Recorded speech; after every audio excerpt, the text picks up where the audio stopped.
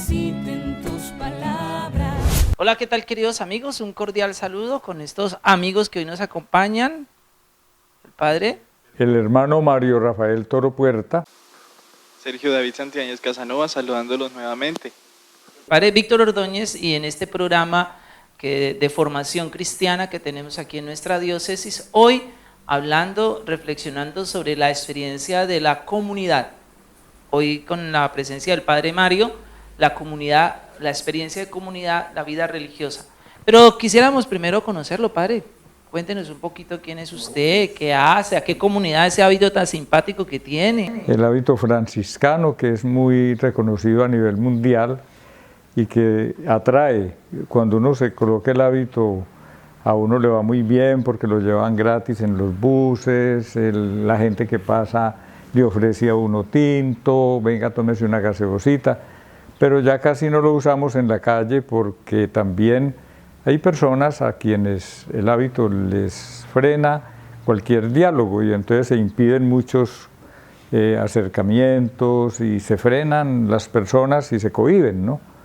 Ejerce simpatía, pero también a veces apatía y a veces antipatías, ¿no? Porque empiezan a gritarle a uno, cura, ladrón, no sé cuántas, bueno.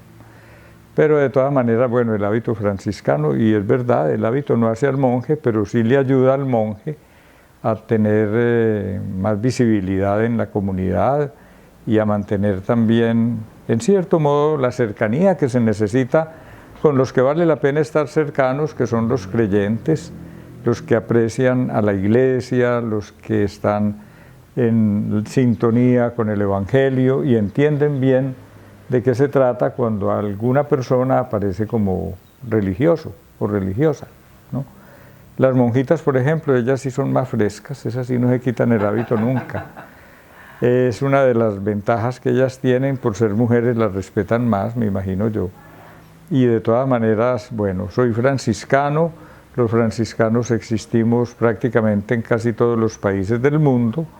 La orden en este momento tiene unas 140 provincias, que quiere decir que estamos en unos 105 países. De pronto habrá algunos donde no estamos o estamos, pero en forma, digamos, integral, como con otros países. Por ejemplo, la provincia de Centroamérica es una sola, pero son como 7 países los que integran la provincia de Centroamérica. En el mundo tenemos un superior general que vive en Roma, en este momento es un hermano americano, Michael Perry, y él es el superior general, hay un consejo, hay la casa general, bueno, en Roma, en la vía Merulana. Es una casa muy grande, muy bonita, donde llegan los frailes del mundo a encuentros, asambleas, se hace el capítulo general. Normalmente no se hace en Roma, sino en Asís, en la tierra donde nació nuestro fundador, que es San Francisco de Asís. Ahí hacemos los capítulos generales y en cada país existen una o dos provincias. Por ejemplo, en Colombia somos 2 provincias. La provincia de la Santa Fe es la provincia antigua, la única que había hasta el año 82, cuando nosotros, un grupo de jóvenes en ese tiempo, nos organizamos para crear otra nueva provincia que se llama San Pablo Apóstol. Somos 2 provincias en Colombia, las 2 estuvimos presentes en Neiva hasta hace poco, porque en Neiva estuvo la parroquia de Santa Clara, que era de la Santa Fe, y la parroquia de San Francisco, que es la nuestra. Y estamos muy contentos. Los otros se tuvieron que ir porque parece ser que tenían mucha escasez en ese momento de personas disponibles para el clima de Neiva, ¿no? Nosotros afortunadamente hemos podido mantenernos en este momento la fraternidad nuestra, que se llama San Francisco de Asís, en Las Camelias. Es un barrio en la Comuna 10, en la zona que llaman de la Media Luna. Ahí tenemos nuestra casa y tenemos un templo que estamos tratando de organizar para que deje de ser un hangar, que es lo que parece ahora, y se convierta en una bella capilla que le haga honor a Neiva y a la Comuna 10 y al barrio y a la parroquia San Francisco. Ahí vivimos 6 hermanos y de los 6 hermanos, 2 son laicos, es decir, hermanos que hicieron profesión solemne, pero que han optado por ser laicos, aunque uno de ellos ya optó también por ser presbítero, el joven, y está terminando su programa de preparación para el diaconado a finales de este año o a mediados, no sabemos todavía. Él ya hizo todos sus estudios teológicos, es decir, somos 6 frailes, 6 franciscanos, atendiendo toda la parroquia. Nos distribuimos el trabajo pastoral, las celebraciones de la Eucaristía, ayudamos en la colonial en confesiones, ayudamos también en la Sagrada Familia con una Eucaristía diaria. Ese es un servicio que nos ha pedido la catedral y que con mucho gusto atendemos, ¿no? Y sentimos que esta comunidad de Neiva es muy chévere, la gente, y queremos mucho a todos los habitantes de Neiva porque nos han parecido muy acogedores, muy fraternos y muy solidarios.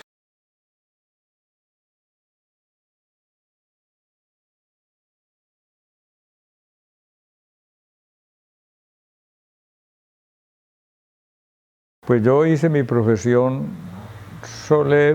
temporal cuando salí del noviciado, tenía 19 años y ya llevo 75 de vida, por lo tanto 75 menos 19 da como 56 años, algo así, de vida de profeso temporal, o sea, de ser religioso ya, pleno jure, ¿no? Y de votos solemnes tengo menos y de ordenado tengo 48 de ser presbítero, 48 años muy bien trajinados. Bueno, padre, pues también queremos invitarlo, lo hemos invitado a este diálogo con Sergio y todo el equipo de la diócesis, porque nosotros estamos en un proceso de formación de laicos, la formación para las pequeñas comunidades. Hemos venido haciendo unos conversatorios, teníamos en días pasados un conversatorio con el padre Alejandro, mirando la comunidad desde la experiencia bíblica. Entonces, ese llamado a la fraternidad, a la comunidad. Y con él conversábamos un poquito todo lo del pueblo de Israel, la formación, la elección de un pueblo, luego la parte de los hechos de los apóstoles, mirando la comunidad primera, pero también mirando que, pues así como San Lucas en los hechos de los apóstoles muestra ese ideal, San Pablo también nos deja ver que la comunidad no es perfecta y que hay dificultades y que hay luchas. Bueno, estamos ahí, padre, en ese momento, avanza la comunidad, avanza la historia, y hay porque en el primer momento no hay vida religiosa. Quisiéramos, ¿cuál es la coyuntura o en qué situación va apareciendo la fraternidad, la comunidad religiosa? Porque nosotros hablamos de los hermanos, las pequeñas comunidades que hay por nuestros sectores, allá en el sector de Camelias, la parroquia San Francisco, están las comunidades de base, en la diócesis el plan pastoral habla de las pequeñas comunidades, el sistema integral de no evangelización, pero ¿cuándo en la experiencia de vida de iglesia aparece la comunidad religiosa? Bueno, yo pienso que hay un puente entre esa vida cristiana que se realiza y que se vive en comunidad, en las familias cristianas de la primera comunidad cristiana y de los primeros siglos. Y después hay un momento en que algunos de esos cristianos deciden vivir más intensamente los consejos evangélicos, que son la pobreza, la obediencia y la castidad. ¿Eso qué significa, padre? Son como consejos que salen del Evangelio en cuanto que Jesús de alguna manera, por ejemplo, privilegió el que los que son eunucos por el reino de los cielos, es decir, los que no tienen mujer, los que se privan de relaciones sexuales, esos van a ser preferidos. Después habló de los pobres, bienaventurados los pobres de espíritu porque ellos poseerán el reino de los cielos. Y después habló de cómo nosotros en la vida del Evangelio estamos invitados a obedecer las insinuaciones del Espíritu y a estar en actitud de más humildad, de más dependencia también de la comunidad, de los otros, y no ser como cuzumbosolos que se mandan y hacen lo que les dio la gana, ¿no? Entonces los de esa época dijeron, bueno, hay que tratar de recoger esos consejos que Jesús dio en el Evangelio, porque son los que nos van a permitir vivir más intensamente esta vida de cristianos, de seguidores de Jesús. Entonces hubo primero un grupito que fueron los anacoretas, que se fueron al desierto a vivir en soledad y trataban de ser pobres, porque eran pobres pero absolutos. Eso no, hubo uno por allá que se encaramó en una torre y se quedó ahí, ¿no? Y se quedó como religioso, o sea, viviendo el Evangelio en pobreza total, en obediencia al Espíritu y en castidad, porque él no tenía relaciones ni siquiera no sexuales o no íntimas con ninguna persona, vivía solo. Esa experiencia de vida, digamos, consagrada a Dios, duró hasta cuando empezaron ya los monjes que sí entendieron cómo era lo de la vida evangélica y se fueron a vivir en comunidad. Entonces ya apareció, por ejemplo, el grupo de los benedictinos, el grupo de varios monasterios que se fueron generando por muchos pueblos y ciudades de Europa. Ahí hubo infinidad de monasterios, ¿no? Y sobre todo con la regla de San Benito, que fue el primero que escribió algo como para orientar la vida de esos monjes, ¿no? Que vivían en un gran monasterio y la fuerza de ellos, además de los votos evangélicos, era el trabajo material y la oración. Ora et labora, ¿no? Era el tema de San Benito. Los cistercienses, los camaldulenses. Está, por ejemplo, una congregación que hay en Suiza, en un pueblito que se llama San Maurice, donde yo estuve viviendo unos meses para experimentar la vida monástica un poquito en sus orígenes. Y estos hermanos que están en ese monasterio de San Maurice siguen la regla de San Benito, pero tienen su propio fundador y son personas que dedican mucho tiempo del día al trabajo material, en la huerta, en la carpintería y también a la oración, porque desde las 4 de la mañana están recitando las oraciones del maitines, las laudes, o sea, el oficio divino, que también los religiosos que no somos de clausura tenemos que hacer el oficio, ¿no? Como todos los sacerdotes. Que nos comprendan los hermanos el tema de la clausura.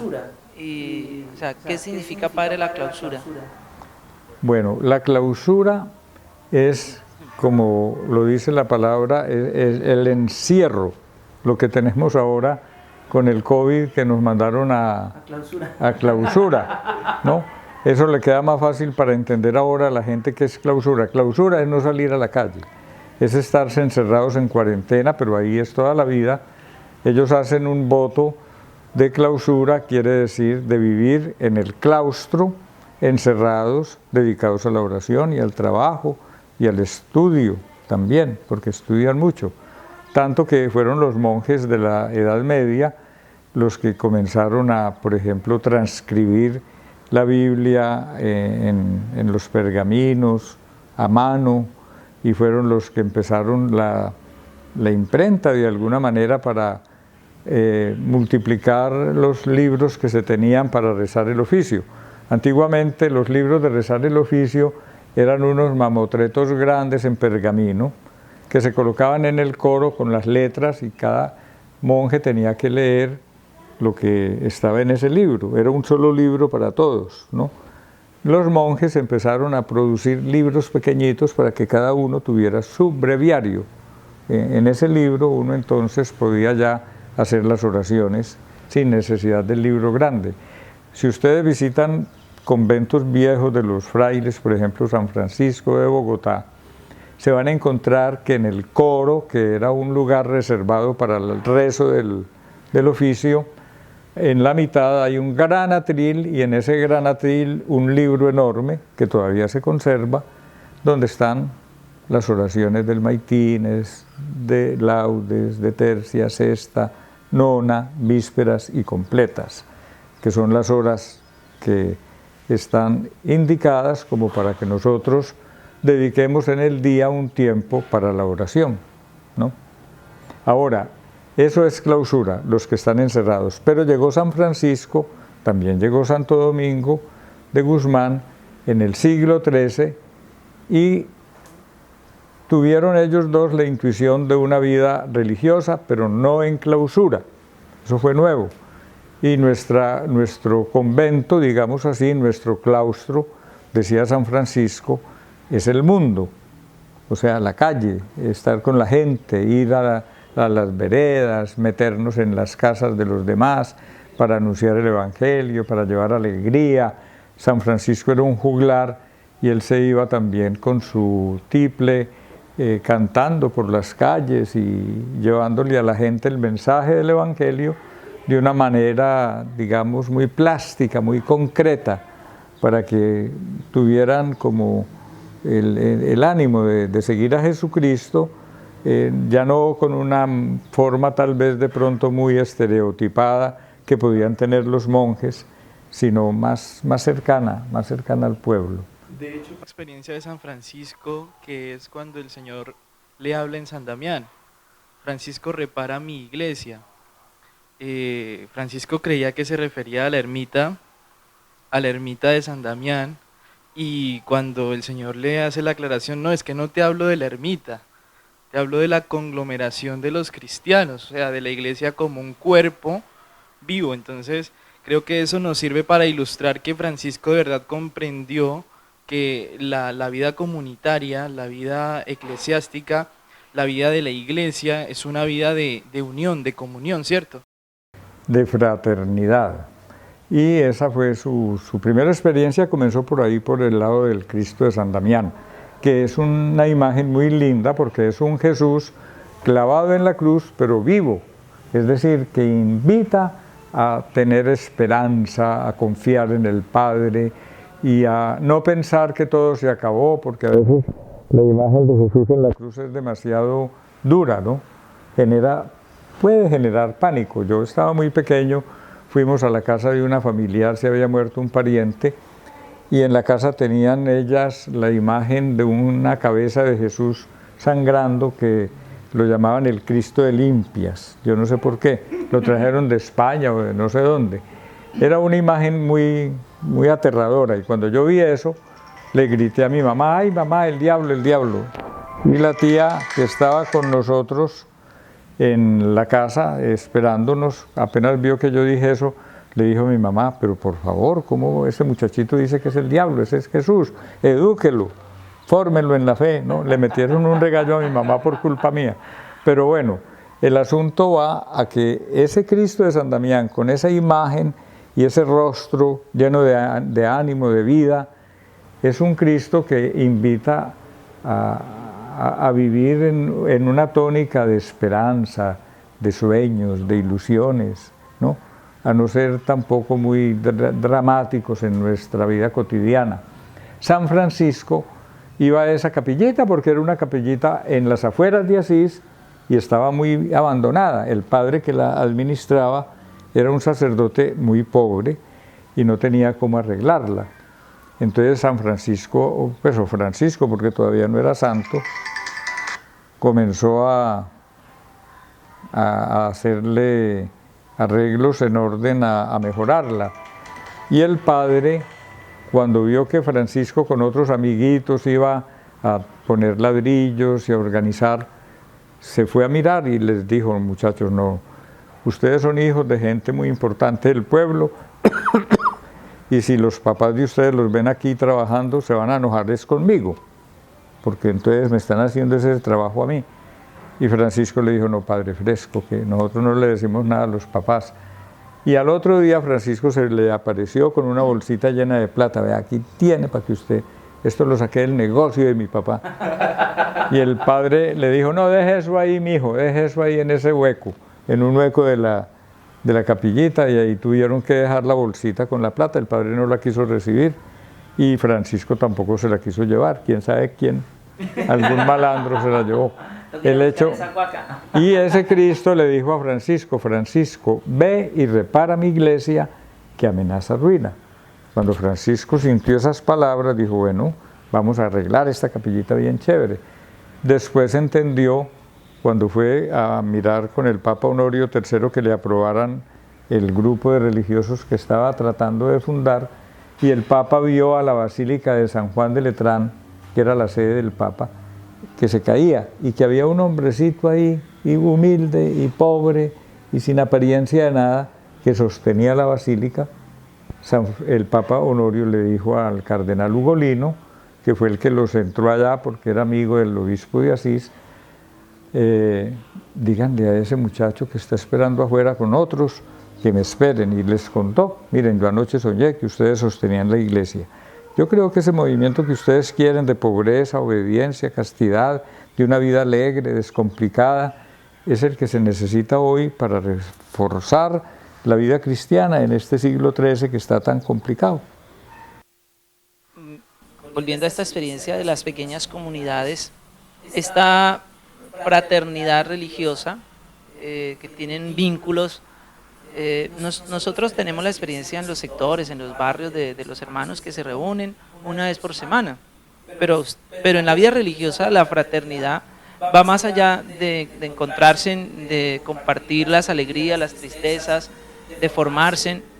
En la vida religiosa la comunidad pues tiene una dimensión jurídica, canónica, una dimensión de fraternidad social, que va más allá de la pequeña comunidad que hay en nuestros sectores, que hay en nuestras parroquias. Lógico.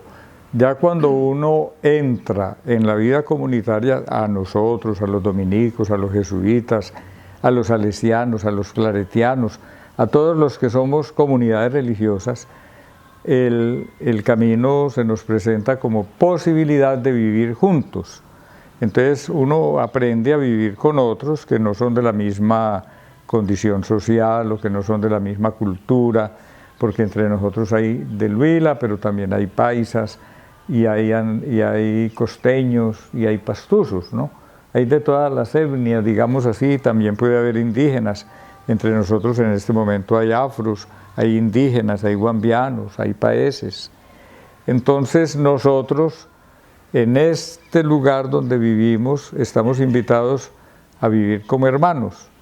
Y eso significa que en principio todos somos iguales. O sea, no hay nadie que es más que el otro. Y esa es una regla muy importante porque nos permite disfrutar de la vida fraterna en igualdad de condiciones a todos, ¿no?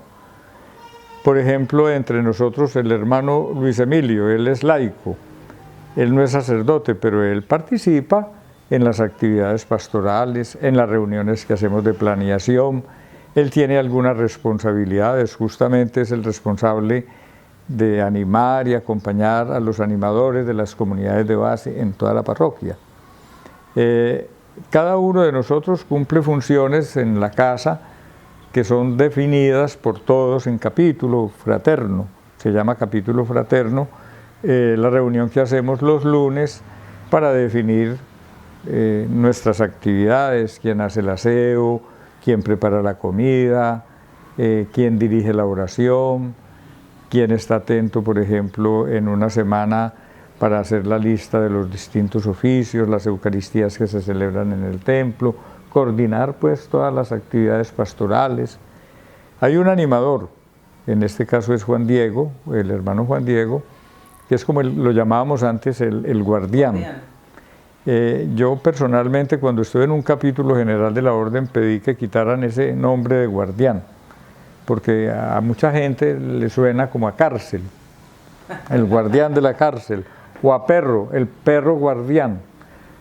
Pero en el capítulo todos estos hermanos míos muy queridos de Polonia, Italia, España, pusieron el grito en el cielo. ¿Cómo se le ocurre? Guardián es el término que usó San Francisco y ese tiene que seguir, ¿no? O sea, no se pudo quitar por el que yo pensaba que era animador. Bueno. Padre, decía que a veces se dan las pequeñas comunidades y es como las dificultades. Y es eso que de pronto nos vemos, no vivimos bajo el mismo techo y se presentan algunas dificultades. Bueno, las dificultades son una forma también de crecer. Si no hay como los roces, pues ¿cuándo crecemos? pero ustedes que ven todo el tiempo, también todo el tiempo tenemos dificultades, ¿no? Es decir, el modo de ser de cada uno a veces no es compatible con el modo de ser de otros o el modo de hacer las cosas. Entonces empiezan los forcejeos, uno tiene que amoldarse a cada grupo a donde llega, ¿no?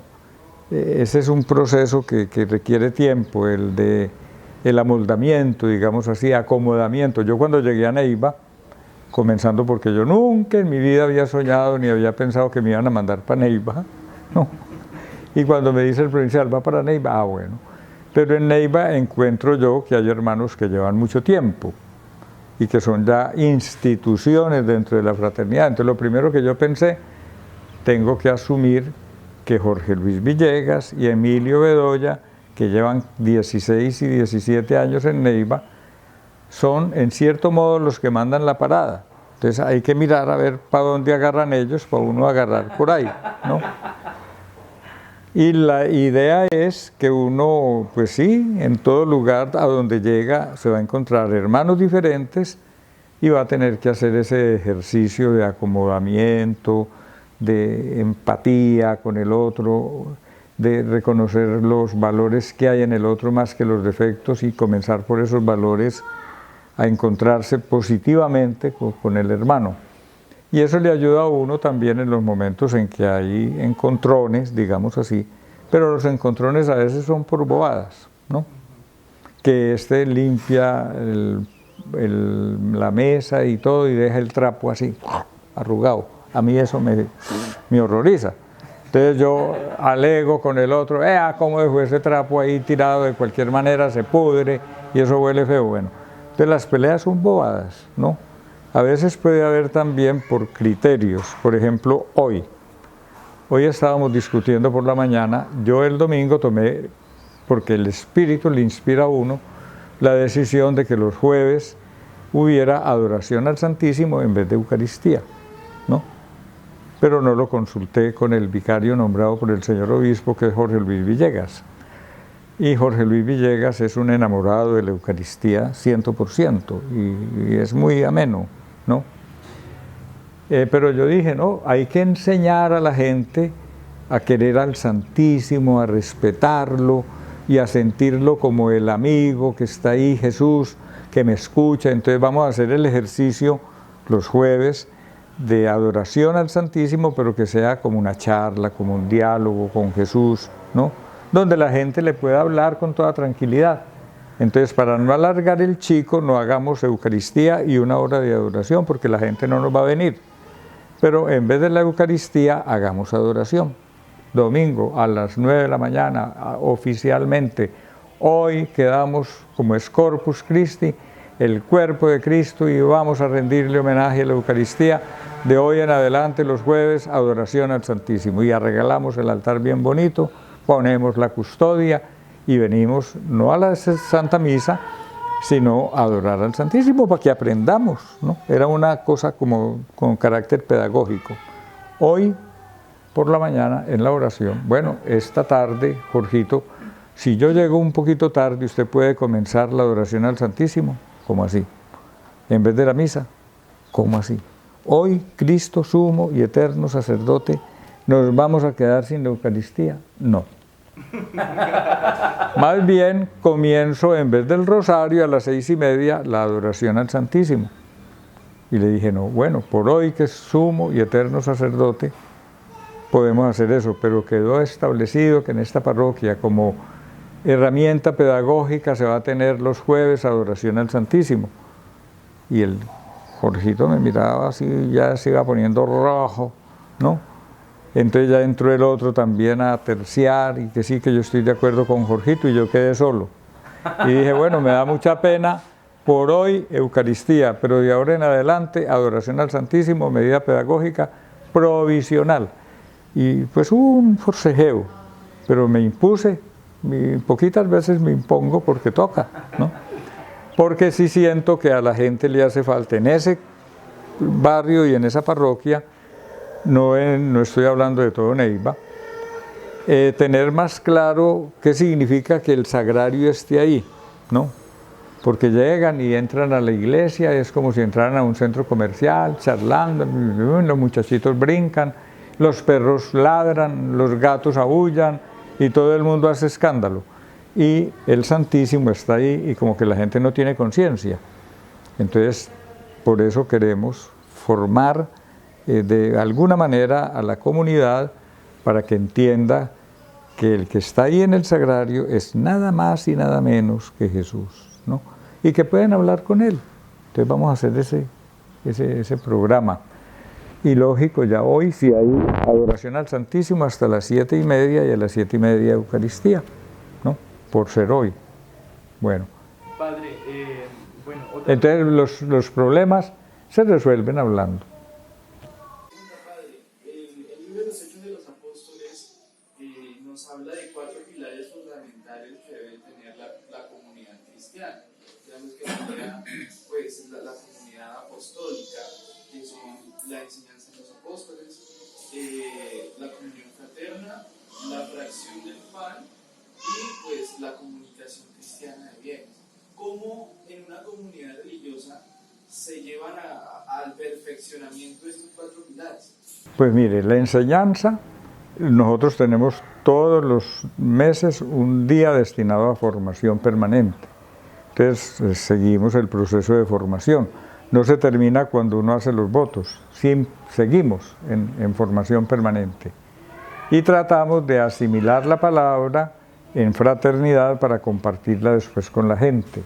Entonces la enseñanza la tenemos clara y nos hemos afanado y preocupado por estudiar la Sagrada Escritura, por tener ayornamiento, se llamaba eso, y todavía lo hacemos en todo lo que tiene que ver con exégesis bíblica, para mantener, como quien dice, una palabra asertiva para la comunidad, la enseñanza. Lo de la fracción del pan, pues la Eucaristía la tenemos con la comunidad, pero también procuramos tenerla en fraternidad. Por ejemplo, hoy jueves es la Eucaristía fraterna y le dedicamos más tiempo y la hacemos más distensionada. Procuramos traer al altar la vida de la comunidad, de las familias, de la gente del barrio, de las familias propias, o de la orden, o de la provincia. Bueno, el tema de el compartir los bienes, eso va muy unido al voto de pobreza, ¿no? Nosotros renunciamos a tener propiedad privada, digamos así, propiedad personal. Yo hago mi profesión en el año 66 y ese día firmé un papelito donde yo, aunque eso no tiene valor, digamos, jurídico, legal, ante una notaría, renunciaba a cualquier herencia que pudiera tener por parte de mi familia. Y no a nombre de la comunidad, sino para que mi familia la reparta como quiera, porque hay religiosos y religiosas que hacen la renuncia, pero a nombre de la comunidad.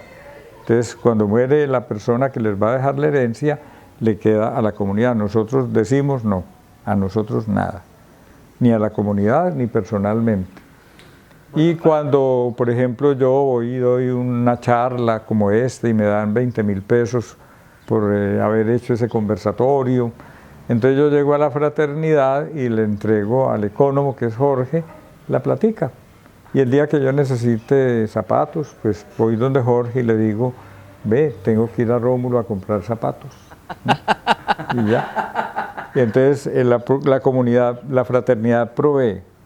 Y uno se libera de tener propiedades. Bueno, padre, ya para ir cerrando, Sergio, ¿tiene? Una última cosita, padre.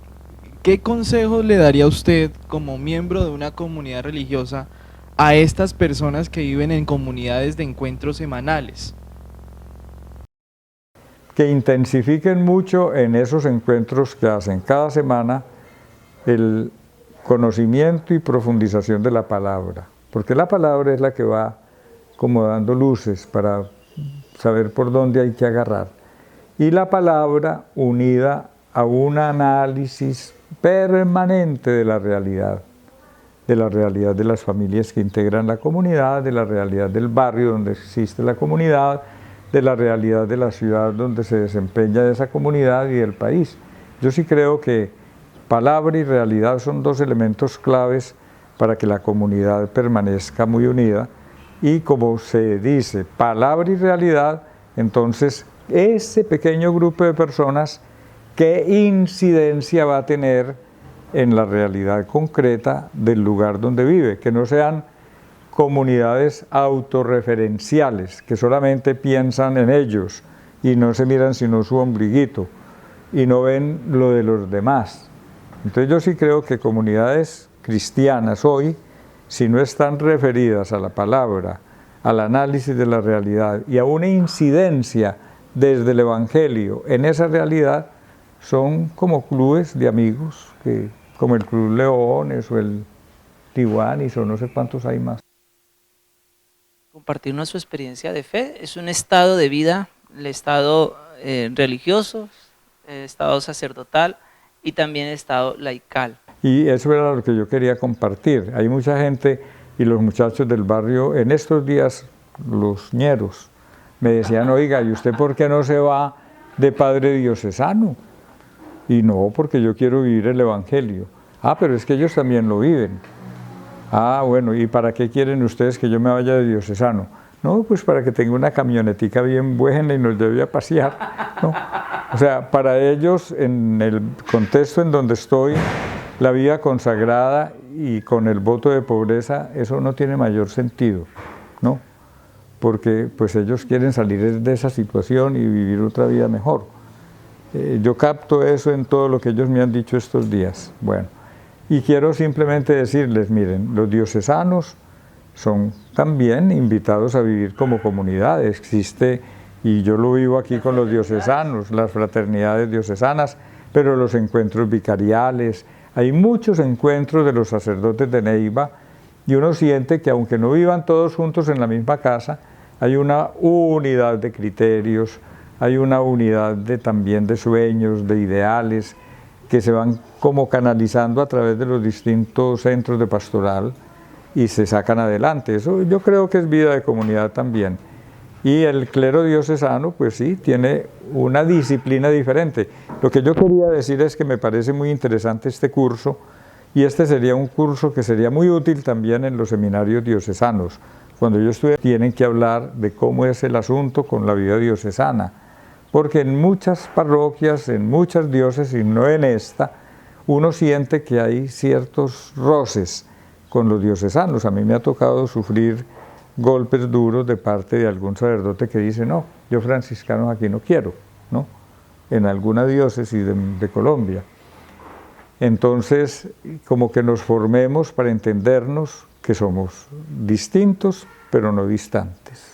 Y lo importante es que entendamos que cada uno en su estado de vida está llamado a la perfección cristiana, a la santidad. Eso, y muy bueno que los laicos vayan entendiendo estas dinámicas. Y que ellos como laicos también están invitados a vivir la comunidad. Un católico cusumbo solo no es católico. Laico, santo, sacerdote santo, religioso santo. Cada uno en su estado de vida, en su estilo de vida, en su profesión, en su vocación, en su entrega, está llamado a ser un testigo del Evangelio. Padre, y que los grupos que tenemos sean los que sean, Lazos de Amor Mariano, bueno, todos los que hay en la diócesis y estas comunidades del plan pastoral que tiene la diócesis o las comunidades eclesiales de base, no solamente nos contentemos con juntarnos un día a la semana, sino que nos propongamos vivir como hermanos en espíritu de oración y devoción todo el tiempo, y que nada de lo que pase con los otros hermanos me sea indiferente. Gracias, Padre Mario. A todos ustedes que se han conectado, recuerden, dejen sus comentarios ahí, estaremos atentos a responderle con el Padre Mario, con el equipo de formación, a responder, a compartir con ustedes esta experiencia de crecimiento y de formación. Padre, regálenos la bendición para terminar. Bueno, que el Señor nos bendiga y nos guarde, nos muestre su rostro amoroso y nos conceda la paz, y que nos permita a cada uno de nosotros vivir intensamente los valores del Evangelio en la vida cotidiana. En el nombre del Padre, del Hijo y del Espíritu Santo. Amén. Muchas gracias, Padre Mario, a todos. Muchas gracias a ti, Víctor, y a todo el equipo que lo acompaña.